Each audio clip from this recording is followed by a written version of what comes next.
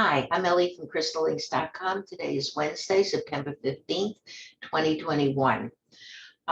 Here we are, humans, trying to figure out what's going on. Why are we here? What is our purpose? What is all of this about?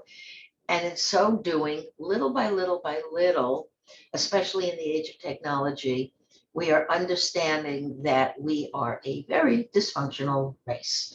We are bipolar in the sense that we are created by electromagnetic energy to make us physical. And because we are bipolar, we suffer from many different emotional problems, which create physical problems, which go all the way back to the soul level, if you want to do body, mind, and soul on this. But as humans, we are trying really hard to figure out how to cope with something called depression and anxiety, which permeates the grids of consciousness, more so now than ever before. You want to blame it on COVID, blame it on COVID. You want to blame it on the end of the simulation we live in. You can blame it on that. You can blame it on anything you want. But the bottom line is humans today are suffering from stress, depression, anxiety for endless numbers of reasons. The main thing that's going on in the world today is COVID. COVID came in a year and a half ago, 18 months ago. And what it has done is for people who have anxiety and depression, it's exacerbated all of that.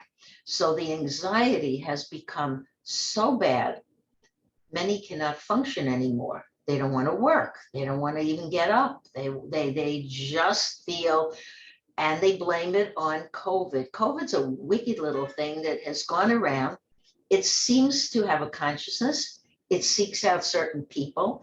It seems to go into the bodies of those who have emotional problems and which have created the physical problems in their body. If you have autoimmune diseases, if you have breathing disorders, all of that, okay, it just goes in there and it just demolishes whatever defenses people have. If you have a strong immune system, then you do not have autoimmune diseases. You do not have a lot of the things that others in the world, the majority of the world, are suffering from.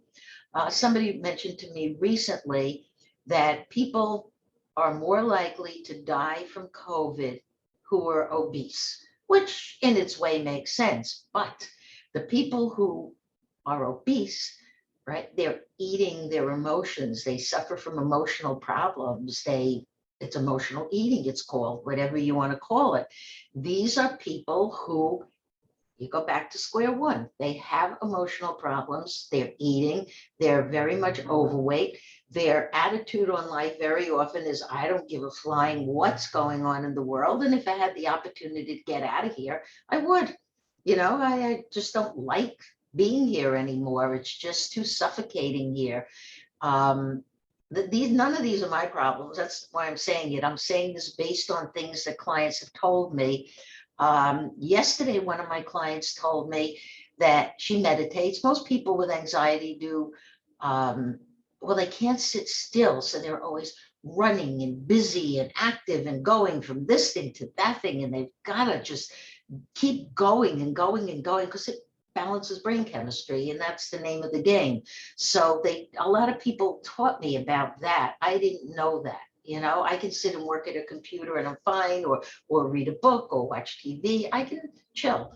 But people who have anxiety can just do it just so long, then they got to get up and they got to be running around and doing like nervous hyper energy. It's ADD. It's, put any label on it that you want. It means that their ability to focus, remember that word, mindfulness, their ability to focus becomes limited, and it's hard for them. It's not their fault. It's just the way they're programmed. It's DNA from parents and grandparents. So these people need to be on the move. They need to be on the go. Then another client, I love learning things from my clients because I don't experience these things, and this way I learn. But one of my clients told me that she smokes weed for her anxiety and her depressive disorders. And in so doing, she sees it as the way you breathe during meditation, which is something I never thought about because I never smoked a joint. I don't drink. I'm straight as you're going to get. But she said to me, when you breathe and you're smoking weed or even a cigarette, you're breathing in through the nose, you're holding your breath, and then you're exhaling slowly through the mouth. And to her, doing this with weed, she doesn't even smoke the whole joint. She just does it till she feels that the anxiety, the high anxiety in her brain is starting to balance off. She said she just does that. She says that's as good as a meditation to her. She's done her breathing. She's put a chemical. Okay, it's not medication from a pharmacy. It's, you know, who's to say what's right and wrong on any of these things? But she's put this chemical in her body, and it makes her feel good. And she's good for, she said for her, it could work for days. You know, it's just the way it is. Some people I know smoke weed every day. I'm not getting into things about smoking weed because I don't know enough about it, only what people tell me. But the bottom line is people do whatever they need to do in terms of chemicals, in terms of being active and physically active, whatever it is they need to do to get rid of the stress, the anxiety, and the depressive disorders that they suffer from so they can function. Okay, because if you get that depressed, then you usually are going to wind up having a breakdown. And if you have a mental breakdown, well, the bottom line is you just don't want to work anymore. You don't want to go to work. You've worked, you tell me you've worked in your 20s, you worked in your 30s, you never found out who am I, why am I here, what is this about, what the heck am I doing here? And now you're in your 40s, your 50s, and even older, you still haven't found it. You still don't connect. So you're just like, I just want to just relax and do nothing. And if you can afford to do that, what the heck, why not? Because what people tell me they're doing is they're using up their savings, their inheritance, 401ks, anything they can so they can just take time out and relax during COVID. All right, COVID's a big one that got people really, really understanding how bad anxiety disorders are. But during COVID, people were given a certain amount of months of unemployment. They left the dead end horrible jobs that they were in, and they stayed home. And you know what? Unemployment, that whole level of unemployment, from what I'm told, ended this month. And now what are these people going to do? They don't want to go back to the jobs they had before. We are lacking people in all kinds of industries, from the bus drivers now who have to take the children to school, to people who just don't want to function in large group situations, such as a warehouse. I don't want to work in a warehouse anymore because everyone's getting COVID. So it's cycles and cycles of things that are broken. This reality is broken. It was created to be broken so we could study emotions. It will remain broken till its end, which doesn't seem far away, because another thing that's causing all of this anxiety in people is climate change. Oof, climate change is a big one. You're either getting drowned in flooding and storms and tornadoes and all of that, or you've got the droughts and the wildfires and all of that and everything that goes with it. You know, these are not little itty bitty storms that just come along. Oh, here's a big one. It won't happen again for 10 years. No, it keeps happening. It keeps going and going and going. And I blogged this for the last 26 years and people were like, yeah, whatever, Ellie, sure. But at the end of the day, yeah, it's all unfolding very rapidly. I use the expression, it's accelerating exponentially. Everything is. So if you're suffering from anxiety and you're looking for a way to heal that, you can't heal it, but you can put a Band-Aid on it. You can temporarily let it leave you alone so you can function, because not all of us have the luxury to stay home and not function and just lay there and do nothing. Most people have to get out there, they have to work, they have to do something. And then comes the theory, well, I'm not going to work and function unless it's a meaningful job. I will not work unless whatever it is I'm doing is good for humanity. It's making a difference in the world. All of those things people tell me. Um, I don't think there's an answer to any of this. I really don't. I just feel that people have to get out there, do the best they can with what they have been given in their DNA programming from parents and grandparents and all of that, and make the best of it. Keep life simple. Always make everything as simple as you can. Don't complicate things. Don't go crazy saying, I'm gonna fight for this cause and that cause and the next cause. It's like just chill, make do things that are simple.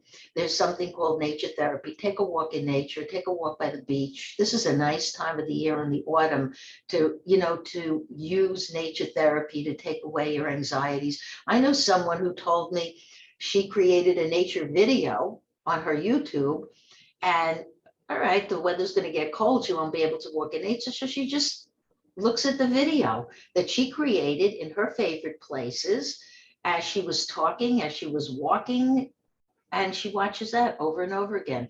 There's creative ways you can do it. If you really want to find your purpose is exactly what you're living now. Your purpose is to get past whatever life has done to you up until this moment that you're sitting here watching me, to just reconcile if you can. If you can't, hey, so you can't, not everybody can, but your purpose is just to live this out until the end of the simulation, which is coming very, very quickly. And I think you know it because you look around and you just see it. You see it in human behavior, you see it in nature, you see it everywhere. Find things that just bring you balance. That's all you can do. And if you can't find those things, then life's going to be very difficult for you. I'm not going to get into deep psychological issues, but just do the best you can to deal with whatever anxiety and panic disorders you've been given that are exacerbating now, either because of COVID. COVID's not going away. It may change its identity. It's going to change its name, but it's an end time pandemic. So it went from COVID to something to Delta to now mu, and it's going to keep, it's going to keep rebooting itself, and it's going to keep going after the wounded souls. It's going to go after the people with emotional problems. I can't tell you to take the vaccine. That's up to you. I don't know what to tell you. I took it. I took the Johnson & Johnson. I only wanted to do this once. I don't know if I'll do a booster or not. I don't think so. But I did it once so I could be out in the world and be with people. And that's the only reason. I have a very high immune system. So I knew it was not going to cause me panic, anxiety, medical. They gave me the shot in my arm. My arm didn't get red. Nothing happened. I didn't feel sick. I didn't feel sleepy. I didn't feel anything. And I know what you're thinking, Ellie. Well, you're lucky. That's because my immune system is up, because I don't suffer from mental illness, because I don't have anxiety disorders and the whole thing of what we just talked about. But most people do, and you have to figure out how to deal with them. And on that note, I really don't know what else to say. There is no cure for these things, only temporary fixes, if you like to look at life as fixes. And on that note, if you have anxiety, before you click off on this, take a nice deep breath, hold your breath, and slowly release through your mouth. Feel free to repeat this whenever, while you're sitting at your desk, wherever you're watching this, whenever. You can do this anywhere you want. I don't know what to tell you. There is no fix, but at least for 5 minutes, you could feel a little bit better about yourself in the world. And keep it simple. As Einstein said, always keep it simple. Thank you for listening. To be continued.